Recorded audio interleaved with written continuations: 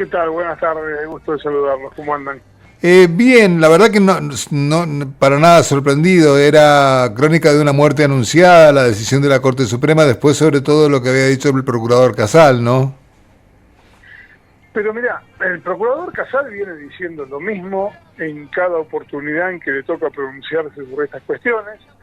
Lo mismo había dicho en el caso San Juan, lo mismo había dicho en el caso de Tucumán, en el caso de Formosa. Y la Corte tuvo una conducta hoy muy diferente de la que tuvo en esos casos. Casal lo que le dijo a la Corte es: vea, usted no es tribunal originario, usted no es el tribunal que tiene que intervenir con competencia originaria. Explicamos brevemente qué es esto. Cuando hay algún reclamo que tiene que ver con la situación entre una provincia y el Estado Nacional, o entre dos provincias, se entiende que hay una competencia originaria que el único que puede intervenir es la Corte Suprema. En este caso en particular, es que es similar a lo que ocurrió en Tucumán y en San Juan. Hay un reclamo contra la aplicación de la ley electoral en un gobierno, en un estado provincial, en una provincia, en este caso en la Ciudad Autónoma de Buenos Aires, que no es provincia, pero tiene un estatus equiparable. El procurador viene diciendo: estas cuestiones son resorte de los tribunales locales, porque cada distrito tiene su constitución, sus propias leyes, y mientras esto no afecte al Estado federal, tienen que intervenir los tribunales locales. La Corte en San Juan y en Tucumán le dijo: no, acá hay una gravedad institucional porque se quieren presentar Mansur y Uñac y no deberían hacerlo por la interpretación, patatín patatero. Cuando le toca lo mismo respecto de Jorge Macri, es decir, pronunciarse sobre la aptitud de una candidatura o no, la Corte en el caso de la Ciudad de Buenos Aires dice: no, esta es una cuestión de los tribunales locales. ¿Por qué la Ciudad de Buenos Aires tiene que ver con los tribunales locales y en San Juan y en Tucumán no? Bueno, no hay una explicación. Siempre le encuentran una vuelta, le hacen decir a la ley lo que ellos quieren que la ley diga, y siempre le encuentran una explicación más o menos formal. Pero lo cierto es que la Corte está haciendo literalmente lo que se le antoja. La verdad que llama poderosamente la atención, digo, que la Corte no se haya ni siquiera preocupado en demasía de fundamentar a ciencia cierta la razón por la cual lo que vos decís, ¿no? Actúa de esta manera con Macri, actúa de determinada manera con Uñac en San Juan y con Mansur en Tucumán. Ahora, el artículo 117, que es el que la Corte está tomando como base, en realidad es bastante ambiguo o manejable entonces. Claro, pero pasa el artículo 117, que es el que establece cuándo debe intervenir la Corte como juicio originario.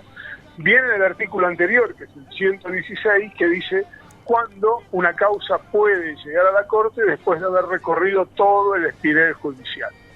Y eso es lo que está ocurriendo aquí. La Corte lo que está diciendo es: bueno, hay una acción por lo mismo, una objeción contra la candidatura de Macri, que está planteada en los tribunales de la Ciudad de Buenos Aires.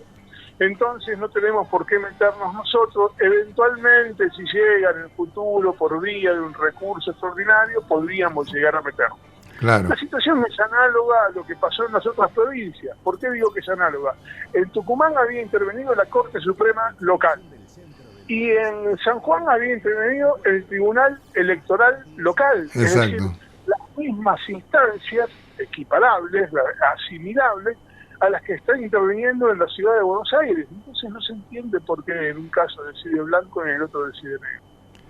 No se entiende, pero se sospecha, digamos, por decirlo de alguna manera. Además, es llamativo esto que sucede, ¿no? La rapidez con la que la Corte tomó dictamen, total y absolutamente contrario a lo que pasó en Tucumán y San Juan, que tardó o esperó 2 días antes de las elecciones, ¿no? Y ni hablar de Formosa, que Claro. no resolvió y de esa manera permitió que las elecciones se realizaran sin saber, sin haberse pronunciado sobre si Silvio Infran estaba o no estaba habilitado. A día de hoy, la Corte no se pronunció sobre Formosa. Es decir, que si a la Corte mañana se le ocurre decir que en Formosa Silvio Infran está mal elegido, el mandato que va a asumir Silvio Infran el 10 de diciembre próximo podría ser inválido. A ese nivel de locura está llegando toda esta historia. Qué bárbaro. Uh-huh. Néstor, ¿cómo les va? Buenas tardes. Andrea de Radio Nacional San Juan le está hablando. ¿Cómo está? ¿Cómo estás, Andrea? ¿Cómo va? Hola, Néstor. Ahora, para todo esto, digamos, tanta injusticia, también tenemos la esperanza en el juicio que se está llevando adelante. Quería que nos pusieras al tanto de cómo está esa situación y qué futuro le augurás. Mira, yo no estuve viendo, está reunido en este momento la Comisión de Juicio Político. Hoy me tuvieron volando de palo a palo entre lo de Jorge Macri, el caso de Lucas González, y la situación de Elegante y alguna otra cosa que han dado vuelta. No pude ver prácticamente nada de la reunión del proceso de juicio político. Ahí lo último que hubo es una respuesta de Juan Carlos Maqueda, del juez de la Corte Suprema, que se anunció que no iba a presentarse a declarar.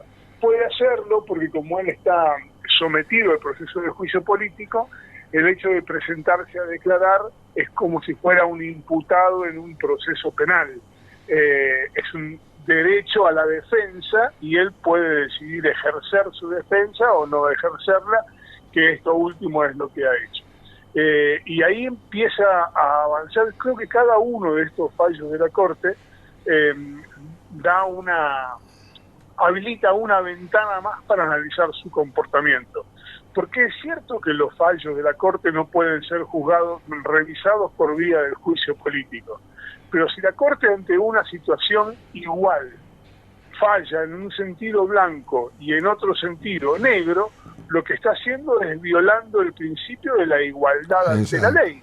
Entonces ahí sí hay una causal de remoción. De cualquier manera, no va a salir el juicio político de la Corte Suprema, por lo menos no en esta instancia. Sí va a haber un debate muy intenso respecto de lo que está haciendo la Corte Suprema y probablemente quede un dictamen acusatorio en las próximas semanas / meses que tendrá estado parlamentario y que dependerá de las mayorías parlamentarias que surjan en las elecciones de octubre para ver si avanza o no avanza. Yo no le veo demasiada perspectiva de que pueda avanzar el juicio político tal y como está planteada hoy la situación. Néstor, como siempre, clarísimo y muy amable por este ratito con Punto de Encuentro. Gracias.